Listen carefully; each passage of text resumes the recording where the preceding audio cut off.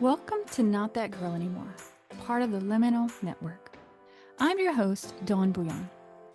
This is more than a podcast. It's a sisterhood. We're reclaiming our voices, our worth, and our lives. One story, one truth, one brave step at a time.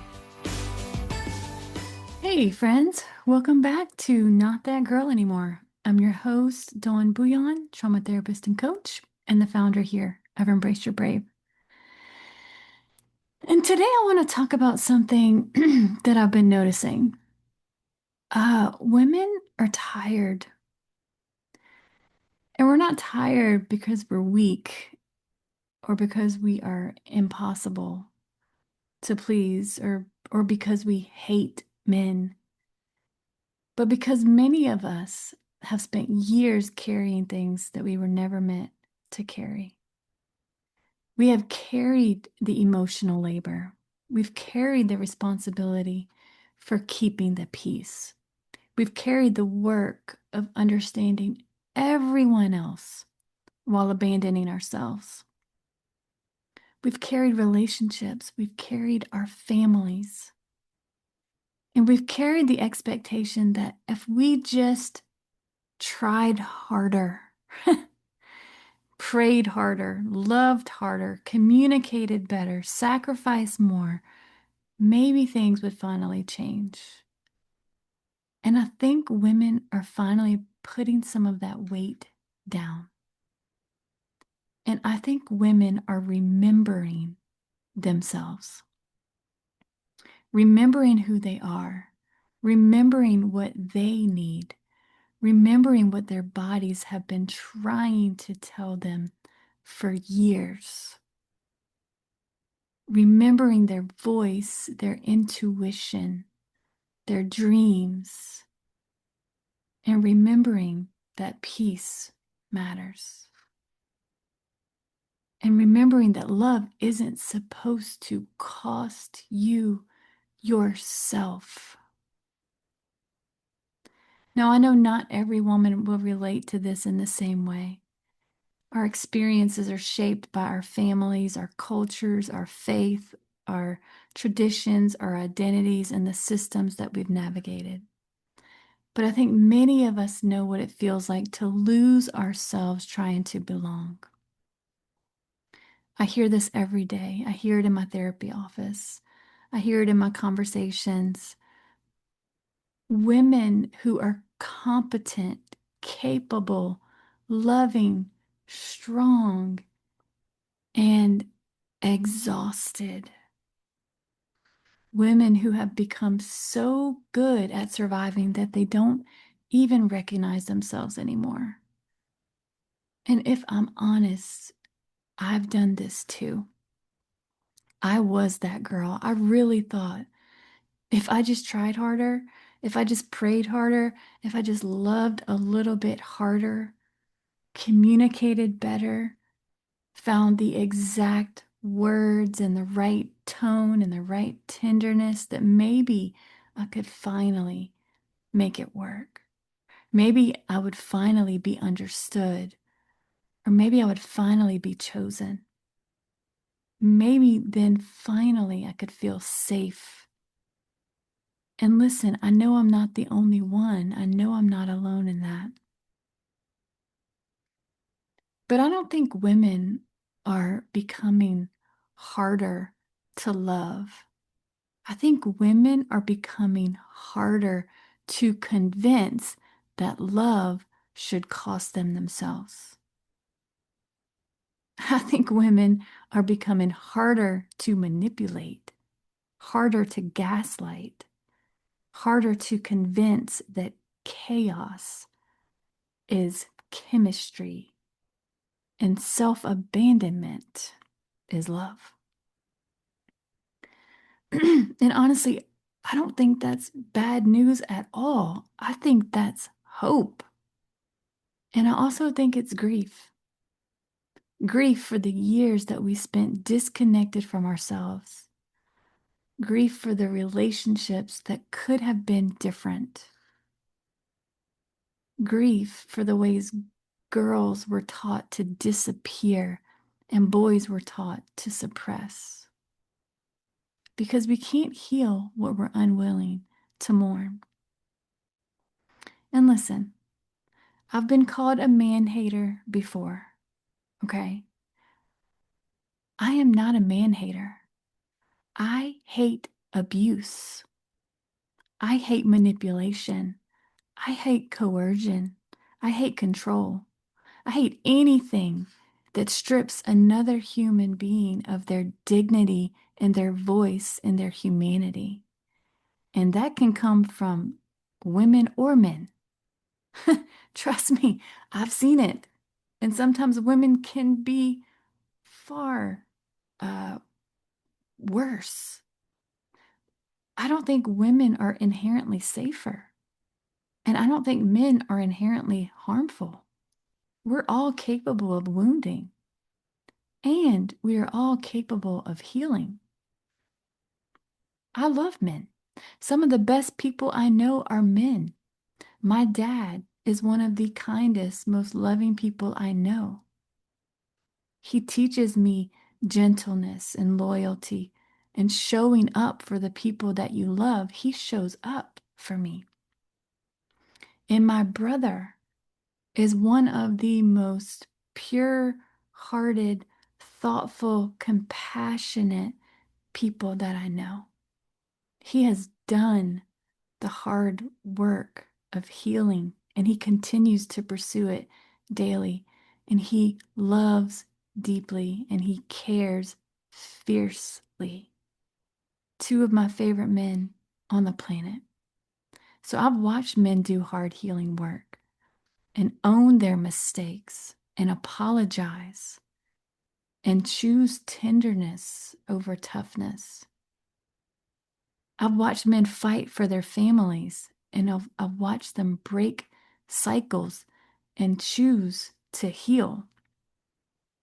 And because I've seen what's possible, I can't stop calling us to more. I'm not going to apologize for telling the truth about what is harming us.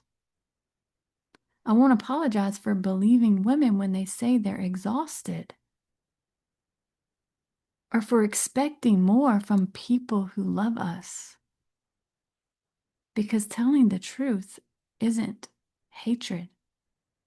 Truth without love becomes cruelty, but love without truth becomes enabling. And I refuse to participate in either. You know, I think one of the greatest lies we've been sold is that patriarchy only harms women. The truth is, patriarchy harms all of us. As Bell Hooks said, patriarchy has no gender. It teaches women that our worth is found in self-sacrifice, silence, and accommodation. And it teaches men that their worth is found in dominance and emotional suppression and performance. And women lose themselves trying to be chosen, and men lose themselves trying to prove that they don't need anyone. And neither of those is freedom. And I don't actually think centering men is good for men either. When we build families and churches and communities around the idea that one person's needs and comfort and voice or dreams matter more than anyone else's or everyone else's, we all lose. Women lose themselves trying to accommodate. Children learn whose needs matter and whose don't. And then men are burdened with impossible expectations to be strong all the time, to never need help, to have all the answers, to carry the weight of everyone else's hopes without ever acknowledging their own pain. That is not freedom. That is not liberation. That is not partnership. That is not love. We don't want to center women at the expense of men, and we don't want to center men at the expense of women. All of us deserve our rightful places at the table. I want women to stop shrinking, and I want men to stop hiding, and I want children to grow up knowing that every voice matters. Every story matters. Every person has inherent dignity, because none of us were meant to carry the whole thing. And none of us were meant to be missing from it either. I believe healing invites all of us back into the room, not to fight for the head of the table, but to sit beside each other and to listen and to contribute and to take responsibility for ourselves, to honor one another's humanity, because we all matter. And I think the world changes when we start acting like that's true. And to the men listening, if you're listening to this, that's not condemnation, that's an invitation. I know many of you weren't taught this. You inherited messages that said, don't cry, man up, push through, provide financially, and you've done your job. Anger is accessible or unacceptable. Fear is weakness, and vulnerability is dangerous. You weren't given emotional language or taught repair or shown how to sit with discomfort without becoming defensive. And you know what? Maybe that's not your fault, but it is your responsibility. Healing what was handed to you becomes your responsibility, because pain that isn't healed gets handed down to the people you love, to your children, to your communities. And you know what? I believe men are capable of extraordinary love and courage and empathy and humility and growth, because many men are doing this work. And my hope is that more men will join them. I believe men can become safe people, and men can learn to repair and break cycles. I've seen it. And because I've seen it, I refuse to settle for less. And to the women, you do not have to abandon yourself to be loved. You don't have to earn love through exhaustion. You don't have to settle for potential. And you don't have to convince someone else to care. You are allowed to want peace and to want partnership and to expect accountability and to desire emotional safety. You are not asking too much. I don't believe the future is women versus men. I believe the future is healthy women and healthy men refusing to pass down what harmed them. I believe healing changes generations. I believe daughters deserve to know that they don't have to shrink to be loved. And I believe sons deserve to know tenderness isn't weakness. And I believe relationships can be rooted in mutuality instead of power. And I believe communities can hold both accountability and compassion. And I believe all of us are capable of becoming safer people for one another. So maybe this awakening isn't about women becoming too much. Maybe it's just about women remembering themselves. And maybe it's about men being invited into a different way of being. And maybe it's about all of us becoming more fully human. Heal what was handed to you. Tell the truth. Become a truth teller. Own your mistakes. Choose connection over ego. Love the people in your life well. Become the safest, healthiest version of yourself, because that's how we will change generations. And I believe in us. I believe that we can do that, but I do believe it's going to take all of us doing that. So remember, if no one's told you lately, you matter. Your voice matters. Your pain matters. Your story matters.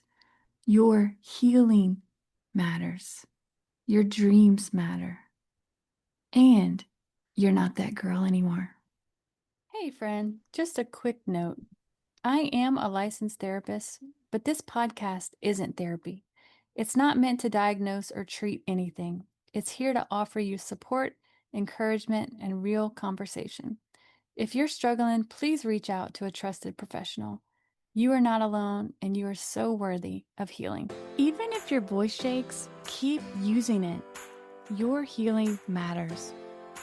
If you're ready to go deeper, you can book a session by clicking the link in the show notes or visiting our website, embraceyourbrave.org, to learn more about our therapy and trauma-informed coaching options. Let's explore how we can walk this journey together. You are not alone. Embrace your brave, sis. You're not that girl anymore.